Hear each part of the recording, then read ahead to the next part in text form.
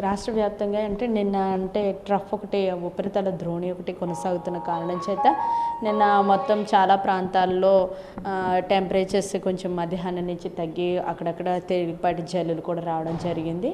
అయితే ఈరోజు చూసుకున్నట్లయితే ఈ యొక్క ఉపరితల ద్రోణి అనేది మన మీద లేదు, మన ప్రక్కన తెలంగాణ మీదుగా వెళ్తుంది. మనకైతే ఈరోజు ఆ ద్రోణి ప్రభావం అయితే లేదు. కానీ సాయంత్రం వేళలో డే అంతా కూడా టెంపరేచర్స్ బాగా ఎక్కువ ఉండి మధ్యాహ్నానికి బాగా ఎక్కువ ఉండి మధ్యాహ్నం నుంచి 2-2:30 తర్వాత నుంచి మారే అవకాశం ఉంటుంది.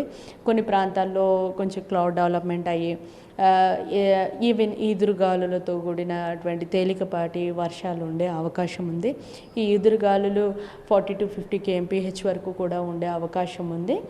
గంటకి 40 నుండి 50 కిలోమీటర్ల వేగంతో గాలులు వీస్తూ తేలికపాటి జల్లులు అయితే అక్కడక్కడ ఉండే అవకాశం ఉంది.